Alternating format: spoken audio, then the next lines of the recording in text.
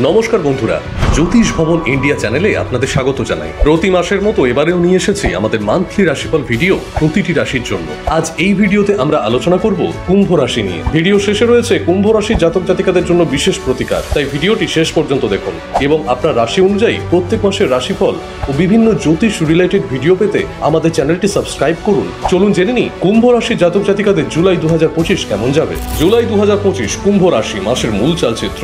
এই মাসটি কুম্ভ রাশির জাতক জাতিকাদের জন্য এক সৃজনশীল পুনর্জাগরণের সময়। চিন্তা শক্তি, প্রতিযোগিতায় জয়ের সম্ভাবনা ও ভবিষ্যৎ পরিকল্পনা, এই তিনটি স্তম্ভকে ভিত্তি করে মাসটি গঠিত হবে। তবে মানসিক দোলাচল, পার্টনারশিপে চাপ এবং রাহুর প্রভাবের কারণে আত্মনিয়ন্ত্রণ ও স্পষ্ট যোগাযোগ অত্যন্ত জরুরি হয়ে উঠবে। জ্যোতিষ নির্দেশ করছে আপনি যদি অন্তর্জ্ঞান, ধৈর্য ও আত্মবিশ্বাস ধরে রাখতে পারেন, এই মাসটি আপনাকে অনেক দূর এগিয়ে দেবে। নাম্বার 1, কর্মজীবন ও পেশাগত ক্ষেত্র। বৃহস্পতি পঞ্চম ঘরে অর্থাৎ মিথুনে অবস্থান করছে, যেটা সৃজনশীলতা, চিন্তা শক্তি এবং ভবিষ্যৎ পরিকল্পনার জন্য অত্যন্ত শুভ। যারা মিডিয়া, টেকনিক্যাল, শিক্ষা বা গবেষণার কাজে যুক্ত, তাদের জন্য এই মাসটি সাফল্যময় হবে। মাসের প্রথম ভাগে মঙ্গল ষষ্ঠ ঘরে অর্থাৎ কর্কটে থাকায় কাজের চাপ বাড়বে, তবে শত্রুদের দমন করে আপনি নিজে প্রতিষ্ঠিত হবেন। 20 জুলাইয়ের পর মঙ্গল সপ্তম ঘরে প্রবেশ করলে পার্টনারশিপ বা যৌথ উদ্যোগে কাজের চাপ ও টেনশন বাড়তে পারে। নাম্বার 2, অর্থ ও ধনসম্পদ। পঞ্চম ঘরে বৃহস্পতি আয় বৃদ্ধির যোগ আনছে।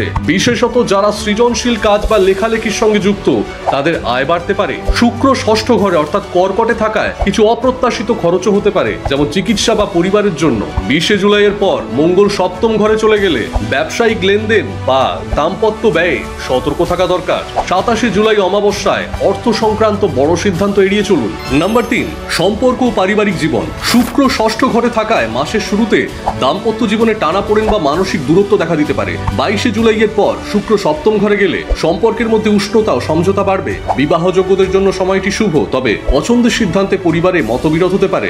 রাহু আপনার রাশিতে থাকায় আত্মবিশ্বাসের অভাব বা অহংবোধের টানাপোড়েনে সম্পর্ক বিপর্যস্ত হতে পারে। সংযম জরুরি। নাম্বার 4, শিক্ষা ও মেধা।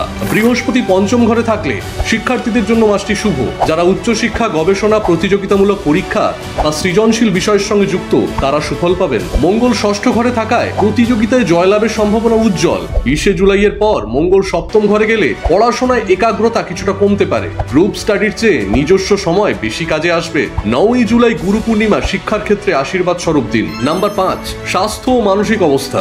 মাসের শুরুতে মঙ্গল ষষ্ঠ ঘরে থাকায় শারীরিক শক্তি ভালো থাকবে, তবে গ্যাস্ট্রিক, রক্তচাপ বা হঠাৎ ইনফেকশনের প্রবণতা বাড়তে পারে। রাহু রাশিতে থাকায় মাঝে মাঝে মনের অস্থিরতা, ভয় বা আত্মবিশ্বাসের ঘাটতি দেখা দিতে পারে। শুক্র সপ্তম ঘরে 22 জুলাইয়ের পর গেলে মানসিক ভারসাম্য ফিরে আসবে, তবে অতিরিক্ত আবেগ বা প্রেম ঘটিত বিষয়ে সাবধান থাকা জরুরি। 27 জুলাই অমাবস্যায় প্রদীপ দান ও জলাভিষেক মানসিক শান্তির জন্য উপকারী। কুম্ভ রাশি জুলাই মাসের বিশেষ টিপস ও জ্যোতিষ প্রতিকার। প্রতিদিন সকালে ওম রাহবে নমঃ এই মন্ত্র জপ করুন, বিশেষত রাহুর দোষ নিরসনের জন্য। ভক্তিভরে শিব বা মহাকালেশ্বরের পুজো করলে আত্মিক স্থিতি বজায় থাকবে। মিষ্টি খাবারে সংযম রাখুন, পিত্ত বা গ্যাসজনিত সমস্যা থেকে রক্ষা পাবেন।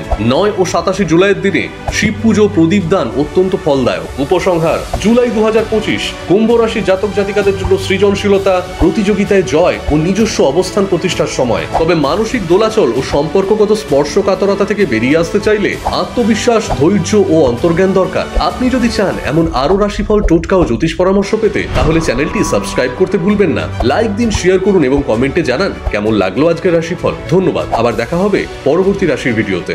যদি আপনি কুণ্ডলী, প্রেম জীবন, বিবাহ, কেরিয়ার, ব্যবসা বা সন্তানের সমস্যা সমাধান খুঁজছেন, তাহলে আজই যোগাযোগ করুন জ্যোতিষ ভবন ইন্ডিয়ার অভিজ্ঞ জ্যোতিষীদের সঙ্গে। বিস্তারিত তথ্যের জন্য নিচে দেওয়া যোগাযোগ নম্বরে কল করুন অথবা হোয়াটসঅ্যাপ করুন।